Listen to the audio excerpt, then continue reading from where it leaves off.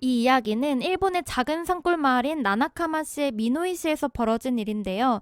미노이시는 구급차가 들어오려면 2시간은 걸리는 정말 외딴 시골 마을이에요. 젊은 사람들이 점점 시골 마을을 떠나고 이곳의 평균 연령이 매년 상승했는데 어떤 사람은 나이가 들어 죽고 또 나이 든 부모님이 구급차가 들어오려면 2시간이나 걸리는 곳에 계신다는 사실이 걱정스러워서 도시로 모셔간 자녀들도 있었고요. 결국 81세 남성만 남았는데 이렇게는 못 살겠다고 자살 시도를 합니다. 그마저도 대들보에 매단 밧줄이 끊어져서 자살 시도는 실패로 돌아갔고 결국 요양원에 모셔져서 미노이 씨는 아무도 남지 않은 유령마을이 되어버렸어요. 미노이 씨가 유령마을이 된 지 6년 후 미노이 씨처럼 작은 마을들 4개가 합병을 했는데요. 이 중 그나마 크기가 컸던 곳에 시청이 들어서고 나머지 다른 지자체의 시청들은 지방 출장소가 됐어요. 주인공은 미노이 씨의 출장소인 마노 출장소에 다니고 있었는데요.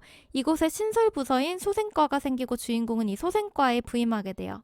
소생과는 새로 부임한 시장이 후보 시절에 타 후보와의 차별화 전략으로 죽어가는 마을을 살리겠다는 아이턴 지원 사업을 하겠다고 하는 바람에 생겨난 신설 부서예요. 이 책 제목도 아이의 비극이잖아요. 이 아이가 MBTI의 그 내향형 할 때 아이가 아니라 아이턴 지원 사업의 아이인데 이쯤에서 아이턴이라는 게 뭔지 한번 살펴볼 필요가 있을 것 같아서 짧게 준비를 해봤습니다. 사람이 농촌으로 돌아오게끔 하는 방법이 3가지가 있어요. 이건 방법론적인 얘기인데요. 길의 모양을 상상하면 이해하기가 쉬우실 거예요. 아이턴은 도시 토박이가 직진해서 바로 지방으로 오는 거고요. 유턴은 말 그대로 지방에서 살던 사람이 직장 때문에 도시로 갔다가 모종의 이유로 뭐 예를 들면 도시의 생활비가 너무 비싸다든지 도시 사람들한테 이제 마음이 좀 지쳐서 다시 원래 살던 지방으로 돌아오는 일이고 제이턴은 유턴이랑 비슷한데 살짝 달라요. 지방에 살던 사람이 도시로 갔다가 다시 지방으로 오는 건 아니고 근교의 중소도시로 가는 걸 뜻해요. 어떻게 보면 아이턴하고 유턴의 중간 단계 정도라고 할 수 있을 것 같아요. 근데 아이턴이 좋은지 유턴이 좋은지 뭐 제이턴이 효과적인지에 대한 연구가 계속 수행 중이더라고요. 이게 타겟층이 다르기 때문에 전략도 달라야 하잖아요. 어떤 전략이 효과적인지 이런 거에 대한 연구가 수행되고 있는 것 같아요. 자, 그래서 이 책의 주요 인물은 망간지, 간잔, 니시노 이렇게 소생과의 3명의 직원인데요. 망간지는 주인공으로 공과사를 잘 지키는 인물이에요. 아이턴 지원 사업을 성공시키기 위해서 굉장히 고군분투합니다. 간자는 신입인데요. 머리도 포니테일로 묶고 다니고 솔직하고 쾌활해서 뭔가 MG스러운 그런 공무원인데 망간지랑 아이턴 지원 사업을 함께하는 파트너예요.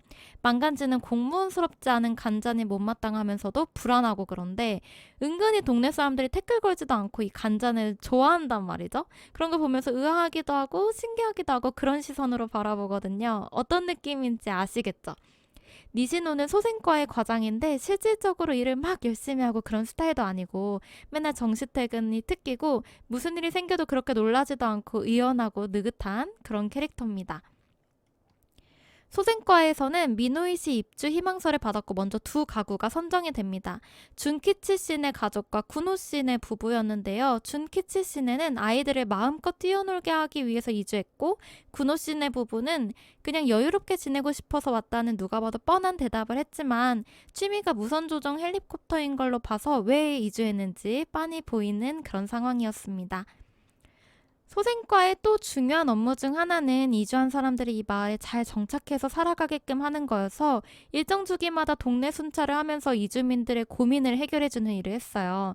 근데 군호 씨가 망간지한테 그런 얘기를 하는 거예요. 자기는 여유를 즐기고 싶어서 이 마을로 왔는데 옆집은 맨날 노래 크게 틀고 캠프파이어하고 너무 스트레스를 받는다고요. 그러던 어느 날 준키치 시내의 커튼이 불에 타면서 집 전체가 불탈 뻔한 일이 벌어져요. 미노이 씨는 너무 시골 마을이라서 소방차가 40분이나 걸려서 온 거예요. 준키치 씨네 가족은 그날 밤 미노이 씨에서 달아나요. 아마도 빌린 집을 불타게 만들었다는 사실을 겁먹은 것 같은데 우리의 주인공 망간지 씨는 군호 씨가 준키씨 씨를 못마땅해 하고 있다는 사실을 떠올리고 이거 뭔가 수상한데? 라고 생각을 해요.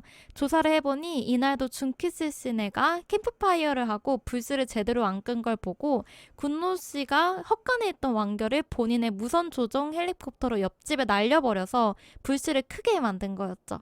그래서 망간지는 군노 씨네에게 이 마을을 나가달라고 부탁을 했어요. 방화범하고 같이 살 순 없잖아요. 결국 또 이 미노이 씨는 아무도 살지 않는 마을이 되어버렸습니다. 시간이 얼마 지나지 않고 미노이 씨의 10가구가 이사를 오게 되었는데요. 방금 말했던 군호 씨네 같은 일이 계속 벌어져요. 도둑이 들고 아이가 실종되고 쓰러지고 뭐 그런 것들이요. 한 에피소드를 들려드리면 30 정도의 독신 남성이면서 아마추어 무선이 취미인 게이토 씨가 있었는데 게이토 씨가 망간지한테 또 고민 상담을 했어요. 옆집 유미코 부인이 무선 장치를 없애달라고 사정을 했다는 거죠. 자기는 취미 생활을 하려고 이 시골 마을에 왔는데 옆집에서 하지 말아달라고 하면 얼마나 황당하겠어요. 유미코 부인이 그런 요청을 한 데는 사연이 있었는데 어릴 때 가정 환경으로 인공적인 것에 대해 정신병적으로 예민하게 받아들이는 그런 경향이 있었기 때문이에요. 또 웃긴 건 유미코 부인의 남편이 택시 운전수여서 집을 비울 때가 많았거든요. 그때마다 게이토를 유혹했다는 거예요. 그러던 어느 날 미노이 씨의 이주민들을 환영하는 의미가 담긴 가을 축제가 열렸어요. 근데 여기서 한 가지 사건이 발생하게 됩니다. 바로 유미코가 독버섯을 먹고 쓰러진 건데요. 기억하시겠지만 유미코는 예민해서 남이 건네준 건 함부로 먹지 않는 사람인데 누군가 유미코를 해치려고 이렇게 독버섯을 건넸어도 먹지 않았을 거란 말이죠. 우리 주인공 망간지는 또 조사에 착수합니다. 심증으로 본인의 취미생활을 방해한다고 생각한 그 게이토 씨를 의심을 해요. 게다가 이 버섯은 게이토 씨가 산에서 따온 거였거든요. 그럼 도대체 게이코는 어떻게 유미코에게 버섯을 건넬 수 있었을까 고민하던 찰나 게이코는 한 통의 편지를 남기고 미노이 씨를 떠납니다. 편지 속에는 본인은 사실 산에서 버섯을 딴 게 아니라 마을에서 사온 버섯이었다고, 절대 그런 짓을 하지 않았다고, 사람을 독버섯으로 음독하려는 사람이 있는 마을에서 너무 무서워서 살 수 없다는 내용이 담겨 있었어요. 알고 봤더니 옆집 남자를 꼬시려고 하는 유미코에게 본때를 보여주고 싶어서 유미코의 남편이 벌인 일이었던 거예요. 결국 이 유미코 씨네도 미노이 씨를 떠나게 됐습니다. 이렇게 한 집 두 집 떠나다가 마지막으로 한 집만 남게 됐는데요. 이 집의 주인은 독신 여성이었어요. 그 여자가 어느 날 소생과를 방문해요. 그리고 그녀는 우리가 그 마을에서 사는 걸 좋게 생각하지 않는 어떤 힘이 작용했던 것 같아요. 라는 말을 남긴 채 미노이 씨를 떠납니다. 이렇게 미노이 씨는 또다시 유령 마을이 되었어요. 사실 망간지도 미노이 씨의 결말이 이렇게 될 거라고 어느 정도 예측을 하고 있었을지도 몰라요. 왜냐하면 아이턴 지원 사업을 하면서 망간지가 생각했거나 누군가에게 들었던 내용들이 이런 것들이었기 때문인데요. 하나는 망간지가 아이턴 지원 사업을 시작하면서 미노이 씨를 이렇게 내려다보고 어떻게 이 지원 사업을 할 수 있을까를 고민하면서 한 생각이에요. 목재배를 보존하기 위해 썩은 목재를 교체한다. 노를 바꾸고 돛대를 바꾸고 배 밑바닥까지 뜯어내 바꾼다. 그렇게 오랜 시간이 흘러 이윽고 모든 부품이 교체되었을 때 그것은 원래 배와 같은 것이라고 말할 수 있을까? 또 하나는 시장에게 왜 하필 미노이 씨를 소생시키려고 하는 사업을 하냐라는 질문을 했을 때 시장이 답한 거였는데요.